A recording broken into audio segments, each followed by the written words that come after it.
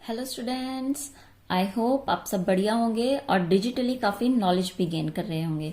जैसा आज आप लोगों को दिख रहा है, आज हम स्टार्ट करने वाले हैं अपनी क्लास 10th की मैथ्स की बुक। इसे भी हम लोग टॉपिक वाइज और एक्सरसाइज वाइज सॉल्व करेंगे, ठीक है। ये इस बार हमारे पास जो बुक है 2023 की सेशन की है और जो कि पुरानी वाली बुक से चेंज हो चुकी है। बट अगर जिन बच्चों ने पुरानी बुक्स खरीद ली हैं उसमें भी कोई दिक्कत नहीं है, क्योंकि मैं आप लोगों को बता देती हूँ कि पुरानी बुक में चेंज क्या क्या हुआ है, ठीक है। सबसे पहले हम चैप्टर 1 करेंगे सॉल्व और उसी के बारे में मैं आपको बताती हूँ, ठीक है जी। चलिए, जिनके पास न्यू बुक है वो तो ठीक है, बट जिनके पास ओल्ड बुक है उसमें देखिए जरा, ठीक है जी। यहां से स्टार्ट करते हैं हम लोग अपना। जिनके पास ओल्ड बुक है, ओल्ड बुक में आप लोगों के पास थी एक्सरसाइज 1.1, ठीक है, जो आपकी कंप्लीटली कैंसिल आउट हो चुकी है, कुछ नहीं बचा है उसमें से, ठीक है जी। नेक्स्ट है पुरानी बुक में आपके पास एक्सरसाइज 1.2, जिसे न्यू बुक में 1.1 के नाम से लिखा गया है और ये कंप्लीट एज इट इज है, ठीक है जी। नेक्स्ट है आपकी 1.3, जिसे 1.2 के नाम से रखा गया है और पुरानी बुक में जो एक्सरसाइज 1.4 थी वो आपकी कंप्लीटली कैंसिल आउट कर दी है। इसका मतलब अगर हम चैप्टर 1 की बात करें, chapter 1 that is real numbers, ठीक है, उसमें अब जो सेशन है हमारे पास 2023 का, उसमें सिर्फ 2 ही एक्सरसाइज है, 1.1 और 1.2, ठीक है जी। चलिए आज स्टार्ट करते हैं। पहले हम 1.1 की थ्योरी पढ़ेंगे, उसके बाद हम ये एक्सरसाइज सॉल्व करेंगे। चलिए जी स्टार्ट करते हैं। जैसे कि आपको पता है हमारा फर्स्ट चैप्टर है रियल नंबर्स, ठीक है। रियल नंबर्स क्या होते हैं? ऑफकोर्स ये आपने 9th में पढ़ा है, जिसे हम आर से रिप्रेजेंट करते हैं। रियल नंबर्स के अंदर सारे के सारे नंबर्स आते हैं, मतलब कोई भी ऐसा नंबर लेफ्ट आउट नहीं रहता है कि इसके अंदर ना आता हो। इसलिए इसका डिवीजन होता है सबसे पहले रेशनल और इरेशनल नंबर्स में, ठीक है जी। रियल नंबर्स किन 2 नंबर से मिलकर बना है? रेशनल नंबर से और दूसरा हमारा इरेशनल नंबर से, ठीक है। और ये चीज हमें पता है कि रेशनल नंबर्स को हम लोग p/q की फॉर्म में लिख सकते हैं, where q is not equal to 0, और इरेशनल नंबर को हम लोग क्या कर सकते हैं? नॉट रिटर्न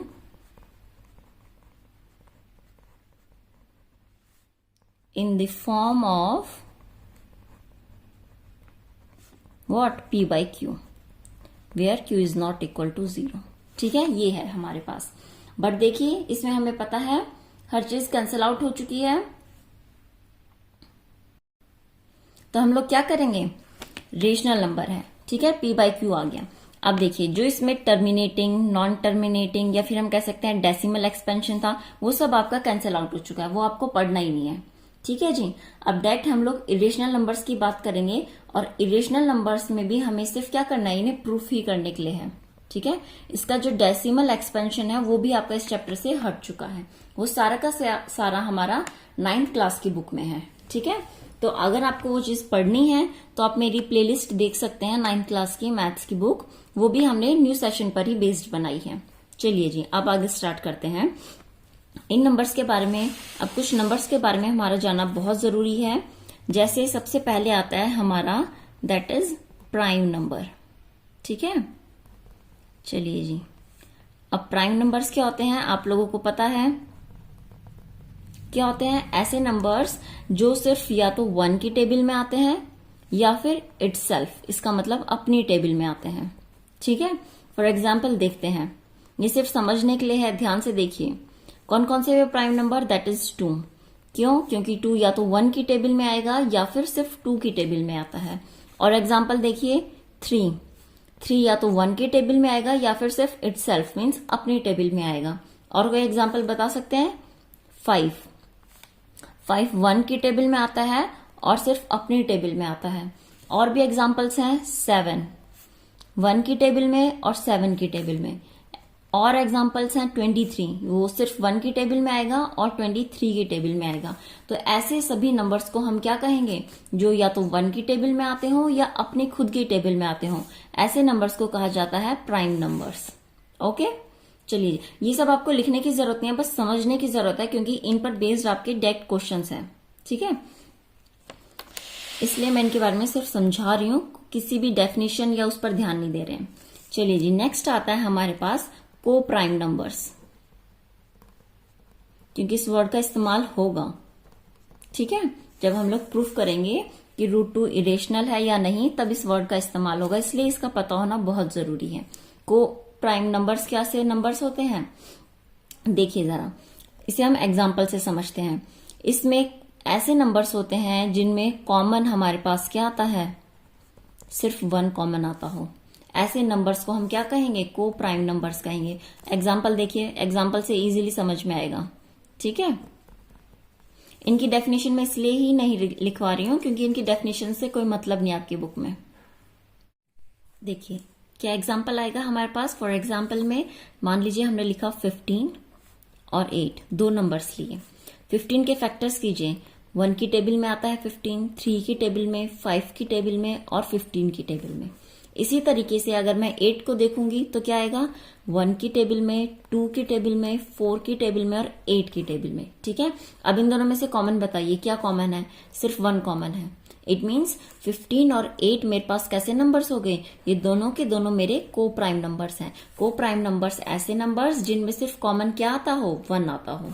ठीक है, चलिए जी, इतना हमें पता चल गया है प्राइम नंबर्स के बारे में, को प्राइम नंबर्स के बारे में। अब हम अपनी एक्सरसाइज स्टार्ट करेंगे और उससे पहले हमारे पास थ्योरम आएगी। ठीक है, ये थ्योरम बहुत इंपॉर्टेंट है। चलिए जी स्टार्ट करते हैं। सबसे पहली थ्योरम, दैट इज थ्योरम 1.1।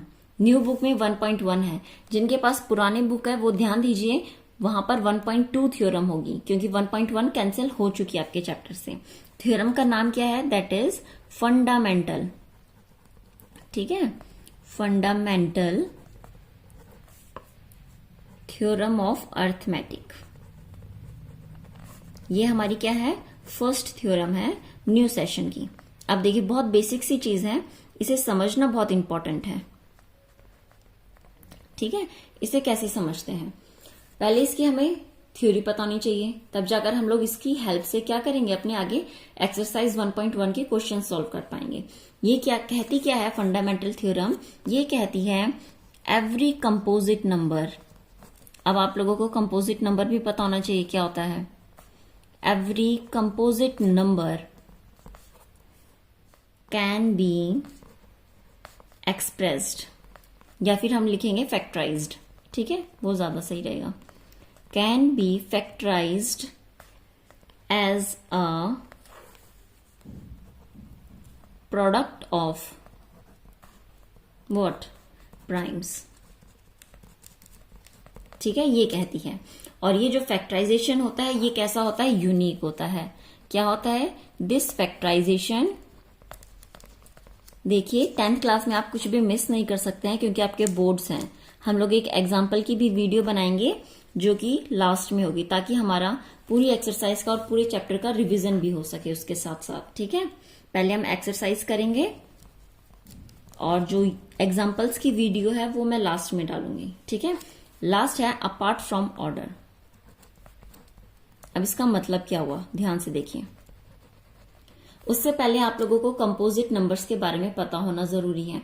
अब कंपोजिट नंबर्स कैसे होते हैं ये देखते हैं। आप मेरे साथ साथ लिखते रहिएगा। आई होप हमारी वीडियो ब्लर ना बन जाए। अब चलिए स्टार्ट करते हैं। पहले दैट इज कंपोजिट नंबर। ठीक है, कंपोजिट नंबर क्या होता है। Composite number simply prime numbers हमें पता था जो 1 की और अपनी खुद की टेबल में आते हैं। कंपोजिट नंबर क्या होते हैं, जो 2 से ज्यादा की टेबल में आते हों। जैसे एग्जांपल देते हैं 4। 4 कैसा है, 1 की टेबल में आता है, 2 की टेबल में आता है और 4 की टेबल में। इसका मतलब ये कैसा हुआ, कंपोजिट नंबर है। दूसरा हम क्या ले सकते हैं, 15 लेकर देखिए। ये 1 की, 3 की, 5 की, 15 की, इसका मतलब ये भी कैसा है, कंपोजिट नंबर है। अगर मैं कोई और मान लीजिए 7 नंबर लेती हूँ, 7 किस किस की टेबल में आया, 1 की और 7 की, इसका मतलब ये कंपोजिट नंबर नहीं है। ये कैसा नंबर है, ये हमारा एक प्राइम नंबर है। ठीक है, तो आपको कंपोजिट और प्राइम में दोनों में डिफरेंस पता चला। चलिए जी, अब हमारे पास देखिए थ्योरम क्या कहती है। थ्योरम हमसे कहती है कि एवरी कंपोजिट नंबर, मान लीजिए एग्जाम्पल से सॉल्व करते हैं इसे, ठीक है। अब हम यहां पर थ्योरम समझने जा रहे हैं, ध्यान से सुनिएगा। थ्योरम में लिखा है every composite number, composite number है, हमने क्या ले लिया, मान लेते हैं 4 लिया हमने, ठीक है। Every composite number can be expressed या फिर factorized as a product of prime. मैं इसे कैसे लिख सकती हूँ, प्राइम के प्रोडक्ट्स में लिख सकती हूँ। प्राइम नंबर कौन कौन से हुए, 2 इंटू 2, ठीक है। हमें पता है 2 भी प्राइम नंबर है, ये भी प्राइम नंबर है, और इन दोनों का प्रोडक्ट क्या देगा हमें, कंपोजिट नंबर देगा, ठीक है जी। और इन्होंने क्या कहा कि ये फैक्टराइजेशन यूनिक है। अब 2 इंटू 2 हमेशा 4 ही होता है, तो हमें पता ही है, ठीक है। दूसरा, अब एग्जाम्पल लेते हैं 6 भी कैसे कंपोजिट नंबर है, क्यों, क्योंकि देखिए ध्यान से, 6 की किस किस की टेबल में आता है, 1 की, 2 की, 3 की, 6 की। इसका मतलब 6 भी कैसा हुआ, एक कंपोजिट नंबर है। तो थ्योरम क्या कहती है कि हर एक कंपोजिट नंबर को हम प्राइम्स नंबर के प्रोडक्ट में लिख सकते हैं। अब देखिए 6 को मैं क्या लिख सकती हूं, 2 3 जा 6, ठीक है। तो यहां पर क्या हुआ, 2 भी प्राइम नंबर है और 3 भी हमारा क्या है, प्राइम नंबर है। और मैंने दोनों प्राइम नंबर्स के प्रोडक्ट की फॉर्म में कंपोजिट नंबर को लिखा। सिर्फ इतना ही कहती है हमारी फंडामेंटल थ्योरम जो है, ठीक है। दूसरा, अब ये देखिए, अगर मान लीजिए किसी बच्चे ने कहा नहीं मैम मैं 6 को ऐसे नहीं लिखता, मैं 6 को क्या लिखता हूं, 3 इंटू 2 लिखूंगा। तो देखिए यहां पर ऑर्डर चेंज हुआ है बस, ठीक है। तो ऑर्डर से हमें कुछ फर्क नहीं पड़ता है, यही चीज इन्होंने लास्ट में लिखी है, apart from the order. Order से कुछ फर्क नहीं पड़ता है, बस जो ये नंबर है ये यूनिक होने चाहिए। देखिए यहां भी 2 एक बार था, यहां भी 3 एक बार है, और यहां भी 3 एक बार है और 2 भी एक बार है, ठीक है। तो इसका मतलब ये हमारे कैसे हो गए, यूनिक नंबर हो गए।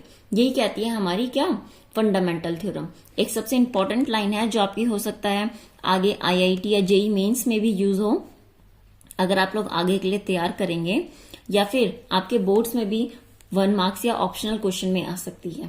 अब तो वैसे भी आपकी मेमोरी बेस्ड क्वेश्चंस आते हैं, तो उनमें भी आ सकती है, ठीक है जी। हम हर क्वेश्चंस की प्रैक्टिस करेंगे। देखिए नोट बनाकर लिखते हैं, क्या कहता है नोट, यहां पर देखिए, the prime factorization, prime factorization मतलब किसी भी कंपोजिट नंबर को मैं प्राइम फैक्टर्स की फॉर्म में लिख रही हूं, ठीक है। उसमें नंबर्स कैसे होंगे, सिर्फ प्राइम नंबर्स आने चाहिए, उसी को प्राइम फैक्टराइजेशन कहते हैं। तो जो प्राइम फैक्टराइजेशन होता है किसका, नेचुरल नंबर्स का, ठीक है। वो क्या होता है, यूनिक होता है, जो हम अभी ऊपर देख चुके हैं। चलिए जी, एक्सेप्ट फॉर द ऑर्डर, उसके ऑर्डर को छोड़कर, ठीक है। ऑर्डर तो बच्चा अपनी मर्जी से कुछ भी बना सकता है, ये बहुत इंपॉर्टेंट लाइन है, ठीक है जी। इतना आगे समझ में। चलिए अब हम स्टार्ट करते हैं अपना नेक्स्ट, जिसमें क्या कहा गया है हमसे, एक्सरसाइज स्टार्ट करेंगे हम अपनी कौन सी, 1.1, ठीक है। 1.1 एक्सरसाइज है, जिसमें हमें क्या सॉल्व करना है, फर्स्ट क्वेश्चन सॉल्व करना है।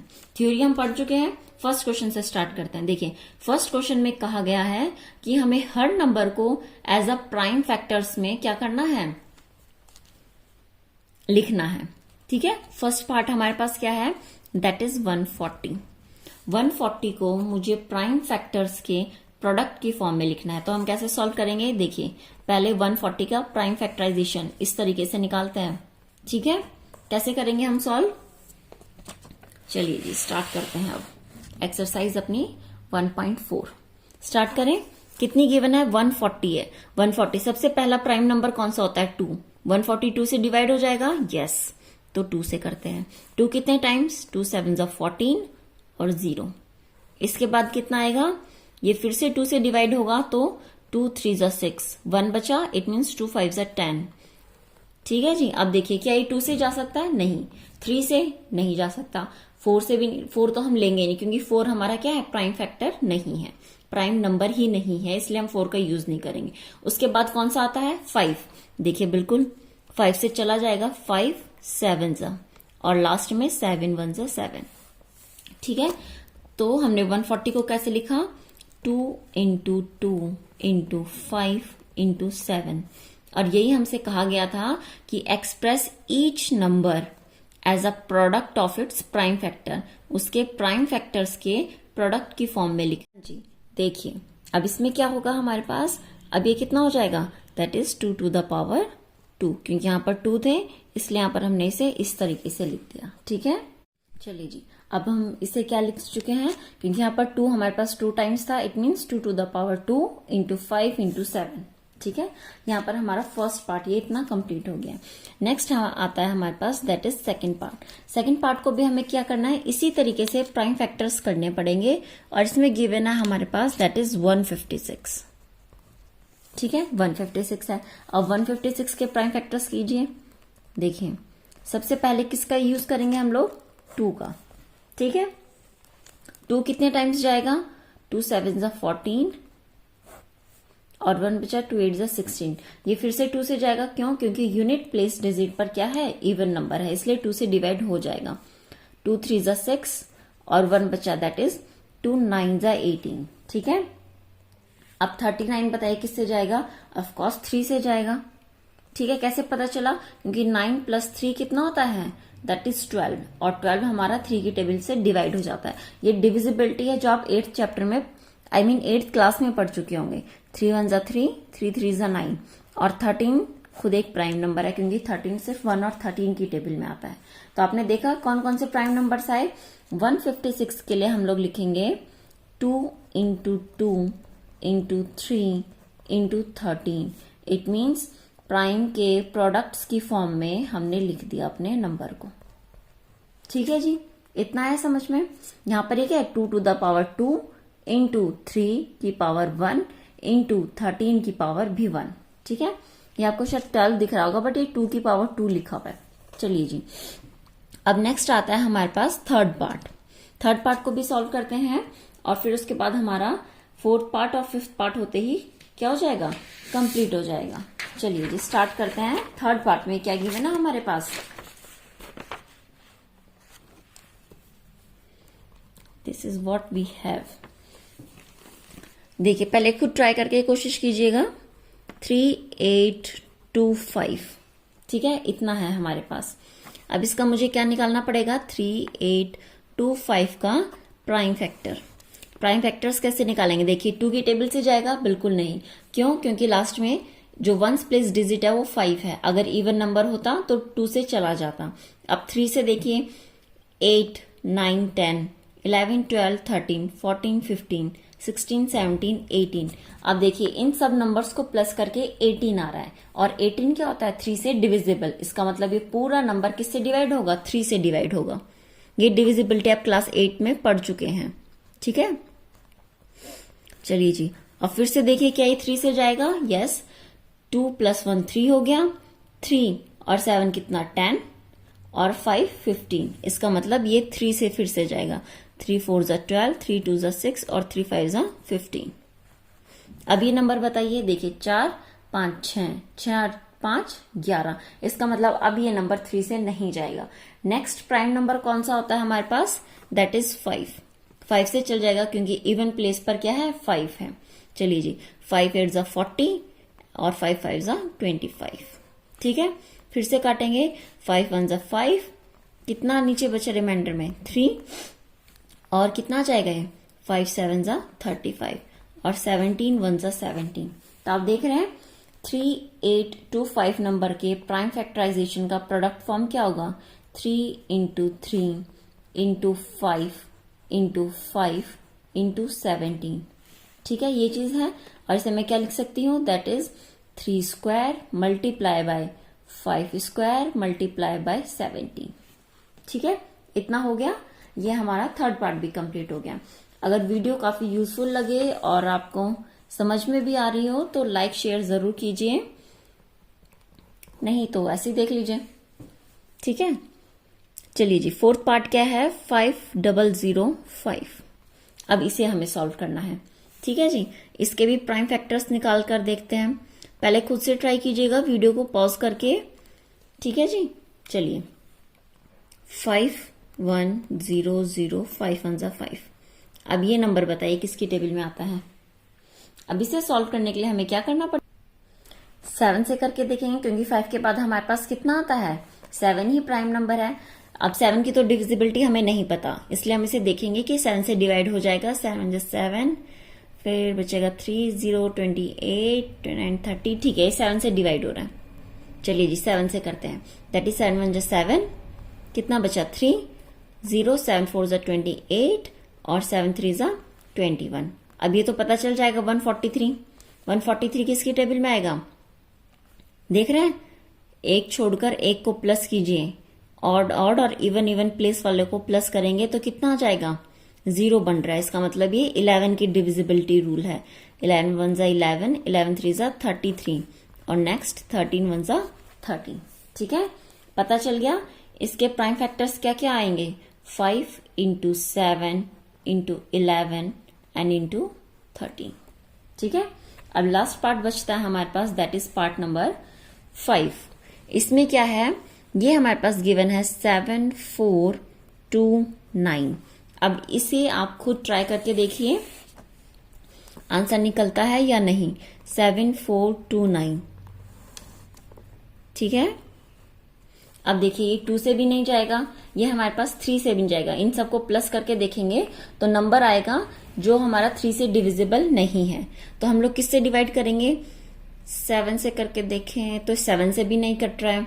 7 के बाद कौन सा आता है प्राइम नंबर, 8 भी नहीं होता, 9 भी नहीं होता, 11। 11 से हो जाएगा, ये देखिए इसको और इसको प्लस करते हैं, इसको और इसको प्लस करते हैं, इसका मतलब ये 11 से भी नहीं जा रहा है। नेक्स्ट हमारे पास कौन सा आता है प्राइम नंबर 11 के बाद, दैट इज 13।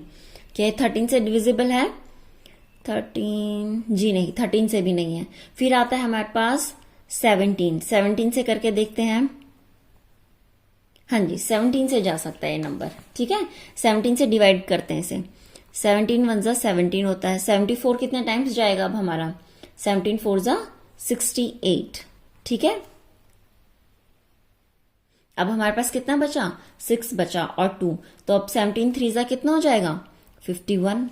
ठीक है, कितना बचा 11 और 17 7 कितना हो जाएगा 119।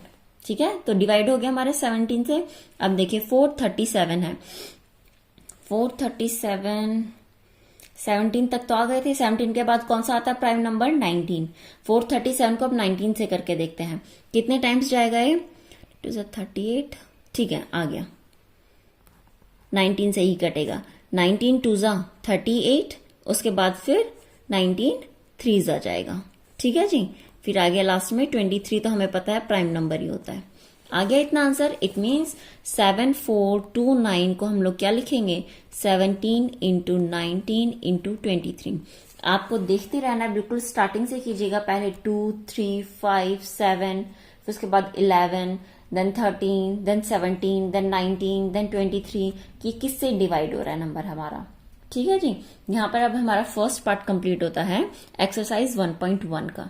अब हम लोग क्या स्टार्ट करेंगे, नेक्स्ट हमें स्टार्ट करना है अपना एलसीएम और एचसीएफ। इस टॉपिक के बारे में वैसे तो आप लोग इजीली निकाल चुके होंगे एलसीएम और एचसीएफ अपनी पुरानी क्लासेस में, राइट। बट यहाँ पर जो हम लोग पढ़ेंगे एलसीएम और एचसीएफ, वो किसकी हेल्प से पढ़ेंगे, ये हम पढ़ेंगे प्राइम फैक्टराइजेशन की हेल्प से, कि प्राइम फैक्टर्स की मदद से एलसीएम और एचसीएफ कैसे निकाला जाता है। इसी पर बेस्ड आप लोगों का सेकंड क्वेश्चन है। चलिए जी स्टार्ट करते हैं हम। सबसे इंपॉर्टेंट चीज हम लोग लिखते हैं एलसीएम। ठीक है, किसी भी नंबर का एलसीएम कैसे निकाला जाता है। वैसे तो आपको पता है एलसीएम की फुल फॉर्म क्या होती है, that is lowest common multiple. ठीक है, बट जब मैं इसके प्राइम फैक्टर्स की बात करूंगी, क्योंकि अभी हम लोग सारे नंबर्स को प्राइम फैक्टर्स या प्राइम नंबर्स की फॉर्म में लिखना स्टार्ट कर रहे हैं, तो उस केस में क्या होता है, उस केस में ये एलसीएम होता है, आप ध्यान से लिख लीजिए, that is the product of greatest. ठीक है, किसका, ग्रेटेस्ट पावर का जो प्रोडक्ट होता है ऑफ ईच प्राइम फैक्टर, वो हमारा क्या कहलाता है, एलसीएम कहलाता है।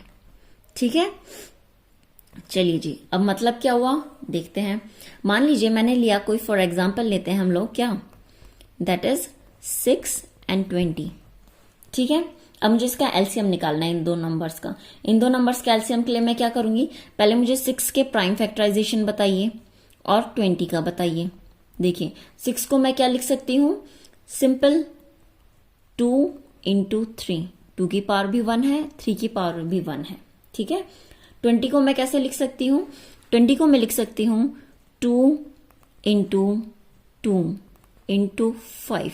इसका मतलब 20 को मैं लिख सकती हूँ क्या, 2 to the power 2 into 5 to the power 1। अगर मैं इसके एलसीएम की बात करूं तो देखिए एलसीएम कितना, क्या बोला मैंने, प्रोडक्ट ऑफ ग्रेटेस्ट पावर। अब देखिए यहां पर 2 की पावर 1 है और इसमें 2 की पावर 2 है और मुझे क्या लेना है, ग्रेटेस्ट पावर नंबर लेना है। इसका मतलब यहां पर हम क्या लेंगे, 2 टू द पावर 2, ठीक है। अब यहां देखिए यहां पर है 3 टू द पावर 1, यहां पर है, जी हाँ बिल्कुल है। कैसे है ये देखिए, यहां मैं लिख सकती हूँ 3 टू द पावर 0, क्योंकि हमने 9th क्लास में पढ़ा है a टू द पावर 0 हमेशा किसके इक्वल होता है, 1 के इक्वल होता है। ये हम 9th क्लास में पढ़ चुके हैं, ठीक है जी। तो अब मुझे 3 टू द पावर 1 लेनी चाहिए या 3 टू द पावर 0 लेनी चाहिए। ऑफ कोर्स मुझे ग्रेटेस्ट पावर लेनी होती है एलसीएम के अंदर। इट मीन्स मैं यहां पर क्या लूंगी, 3 टू द पावर 1, ठीक है। अब दूसरा और देखिए क्या रह गया, 5 रह गया। अब देखिए यहां तो 5 की पावर 1 है बट वहां तो है ही नहीं। इट मीन्स वहां भी होगी बट वो क्या किस फॉर्म में होगी, 0 की फॉर्म में होगी, ठीक है जी। अब बताइए दोनों में से कौन सी हाईएस्ट पावर हुई, 5 टू द पावर 1 या 5 to the power 0? It's 5 to the power 1। तो ये हमारा क्या हो जाएगा, एलसीएम आ जाएगा, ठीक है। इतना आया समझ में। चलिए जी, अब इसी की मदद से हम लोग एचसीएफ निकालना सीखेंगे। एचसीएफ भी क्योंकि ऐसे ही होता है, याद रखिएगा एलसीएम में ग्रेटेस्ट पावर ली जाती है, ठीक है, उस हिसाब से हमारा निकलता है। अब बात करते हैं हम अपने किसकी, that is HCF. I hope अब पेज पलटने पर हमारी वीडियो ब्लर ना हो गई हो, ठीक है। चलिए जी देखते हैं क्या रहेगी, कोई नहीं फोकस कर लेंगे। एचसीएफ ऐसे होता क्या है, that is highest common factor, ठीक है। यही पढ़ते आ रहे हैं अभी तक हम लोग, बट अब हम लोग क्या पढ़ेंगे, प्राइम फैक्टर्स की फॉर्म में पढ़ेंगे, ठीक है जी। प्राइम फैक्टर्स की फॉर्म में कैसे पढ़ेंगे इसे। अब एचसीएफ क्या कहता है, एचसीएफ कहता है हमारा, देखिए एलसीएम में तो ग्रेटेस्ट पावर का प्रोडक्ट था, इसमें कैसा होगा, इसमें प्रोडक्ट ऑफ स्मॉलेस्ट पावर, बस इतना ही फर्क है, ठीक है। और पूरी डेफिनेशन बिल्कुल सेम है, power of each common prime factor, ठीक है।